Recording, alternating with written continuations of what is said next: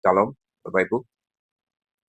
Satu lagi eh, sharing firman saya yang bersifat pelajaran Bapak Ibu, yaitu berjudul Teologi Proper. Teologi proper atau proper teologi itu adalah cabang dari teologi sistematika yang secara khusus itu mempelajari tentang Allah sendiri ya. Siapa dia, bagaimana sifatnya, dan bagaimana ia menyatakan dirinya kepada manusia, Bapak Ibu. Teologi berasal dari bahasa Yunani theos atau Allah, logos, yaitu suatu kata, wacana, atau studi. Jadi teologi berarti studi tentang Allah. Proper di sini bukan berarti pantas atau layak, tapi yang sebenarnya atau yang sesungguhnya.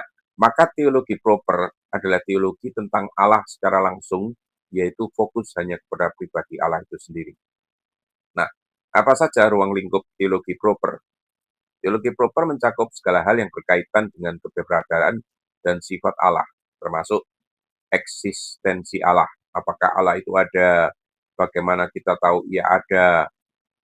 Itu coba Bapak Ibu bisa baca di Mazmur 14 ayat 1 dan Roma 1 ayat 19 sampai 20 ya, tidak saya bacakan di sini ya. Apa juga yang jadi ruang lingkup pembahasan teologi proper itu?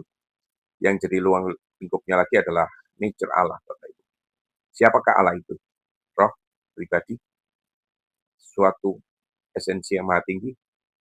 Di Yohanes 4 ayat 24 dikatakan Allah itu roh. Bapak Ibu. Juga membahas tentang atribut-atribut Allah. Sifat-sifat yang hanya dimiliki oleh Allah, incommunicable attributes yang tidak dibagikan, dan juga contohnya adalah kekekalan, kemahakuasaan, kemahatauan, kemahahadiran, tidak berubah, bisa dibaca di Matius 3 ayat 6.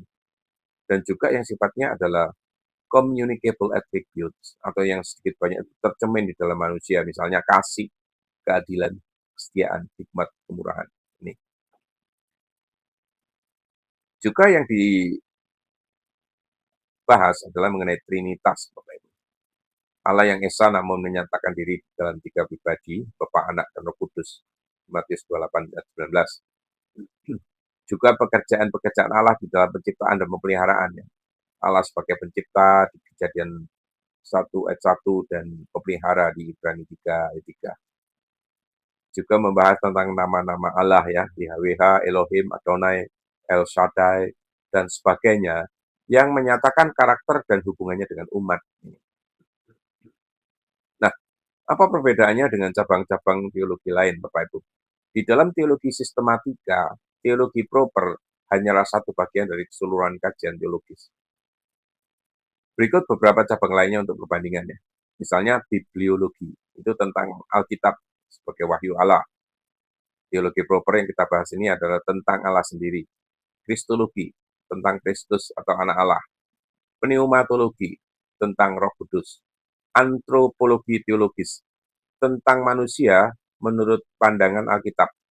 Hamartiologi, tentang dosa. Soteriologi, tentang keselamatan, Bapak Ibu.